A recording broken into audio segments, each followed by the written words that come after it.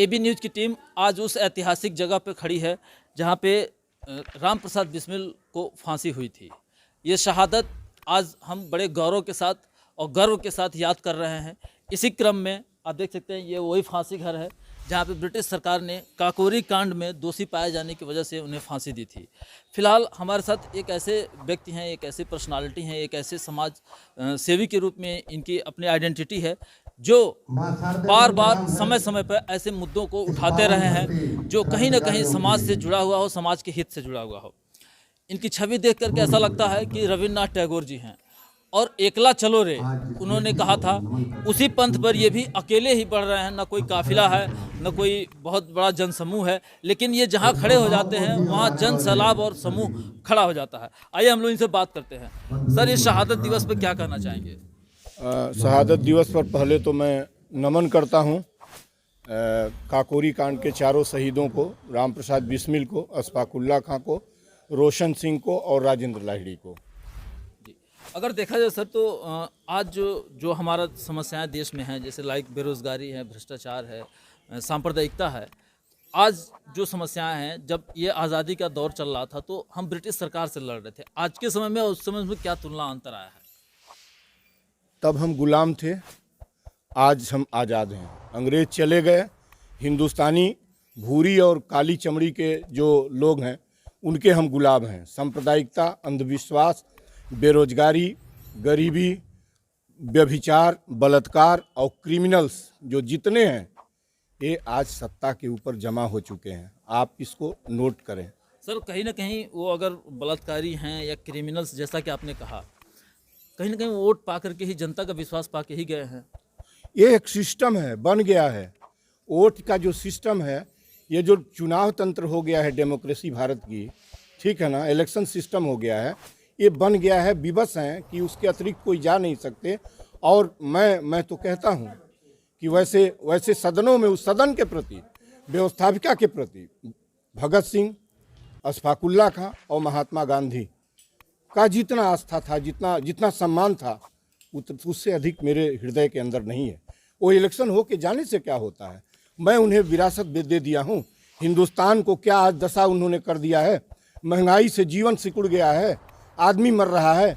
यहाँ फूल, पूरे दिन समारोह हुआ है, बाजे बजे हैं, फूल चढ़ाया, भोजन किए, लोग चले गए, अश्लील गाने बज रहे थे इसके ऊपर, वो चले गए तो क्या हुआ।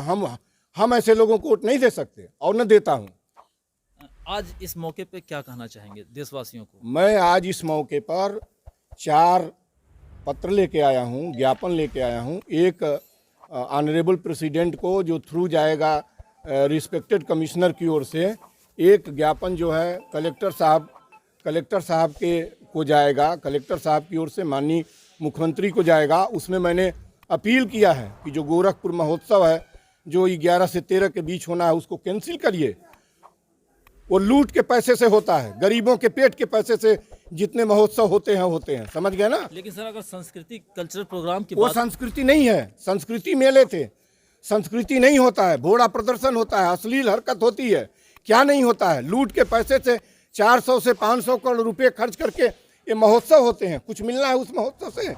कुछ भी नहीं मिलना है। नहीं सर, अगर कल्चरल प्रोग्राम की बात कही जाए तो ये कहीं ना कहीं कल्चरल बॉन्डिंग को दिखाता है। कल्चरल से मत जोड़िए, वो कल्चरल प्रोग्राम नहीं है। आप महोत्सव जो है वो कब से जानते हैं? कल्चरल महोत्सव का ट्रेडिशन कब से है? आप अभी विगत 15-20 वर्षों से महोत्सव का कल्चर है। और ये महोत्सव दरअसल सफाई से निकला है। सफाई के पहले भी था। क्या बदनामी हुई, क्या माननीय मुख्यमंत्री ने कितनी आलोचना हुई। मैं पेपर की कटिंग लगा दिया हूँ उनके लिए कि क्या क्या बाहर से भीतर तक आंदोलन हुआ। आज गोरखपुर में वही महोत्सव होने जा रहा है। और वो भी 2 बच्चियाँ अनाज और अभाव में, और उसका पिता जो है गरीबी के कारण इसी शाहपुर में आत्महत्या किया हुआ है। हम नहीं चाहते कि इस तरह का महोत्सव हो। ज्ञापन में आपने क्या डिमांड की? हम कह रहे हैं, एक तो माननीय मुख्यमंत्री जी से यही डिमांड किए हैं कि गोरखपुर का महोत्सव कैंसिल करें, जिसमें 300 से 400 करोड़ रुपए कहीं एस्टिमेटेड खर्च नहीं है, लूट का होगा। चोर देंगे, घूसखोर देंगे, कोई रिक्शा चालक, कोई किसान, कोई मजदूर नहीं देता है।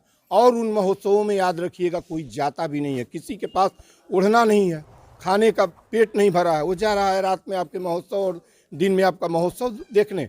ये घोड़ा प्रदर्शन है, शक्ति का प्रदर्शन है और इससे ज़्यादा कुछ नहीं है। एक वो और ज्ञापन में जो माननीय प्रेसिडेंट महोदया को मैं लिख रहा हूँ, 2 ज्ञापन है। एक तो जेल के लिए लिख रहा हूँ कि यदि कोई महिला गर्भवती है या उसके बच्चे जेल के अंदर पैदा हैं तो अब ऐसी महिला को जेल में अब न रखा जाए।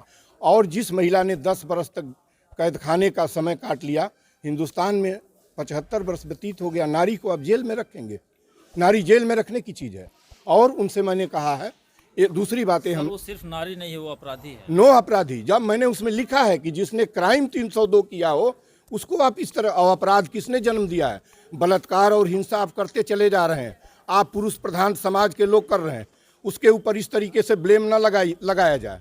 इस तरीके से ब्लेम, मैं कभी भी अपराध को बढ़ावा नहीं देने चाहता इस पर्दे के पीछे से कि उसको रिलीज कर दिया जाए, लेकिन आप समझ बूझ के करिए। आप चलिए इस जेल के अंदर, मैंने लिखा है कि ऐसे कैदी हैं 10 साल से ऊपर के कैदी हैं जिनका कोई वारिस नहीं है, जिनका कोई पैरोकार नहीं है, ऐसे कैदियों को क्यों रखे हैं? फिलहाल आज शहीदों की शहादत देते हुए कुछ अपील करना चाहेंगे? यही अपील करना चाहते हैं। इससे बड़ा कुछ भी नहीं है कि मानवता की रक्षा की जाए। देश की हिफाजत के लिए लड़े थे और आज़ादी देने का मतलब क्या था? कोई किसी का शोषण न कर पाए, कोई किसी पर किसी तरह का जुर्म न करें। आप जुर्म और शोषण के अतिरिक्त है क्या यहाँ, हमें बता दीजिए। कुछ भी बता दीजिए, कुछ भी है? आपको कुछ दिखाई देता हो? बोलने का अधिकार छीन लेगा कोई? ये माँ से मिला हुआ है, ये प्रकृति से मिला हुआ है। पैर चलने का काट लेगा कोई? ये तो माँ ने दिया है। इतना सा अधिकार हमको नहीं है?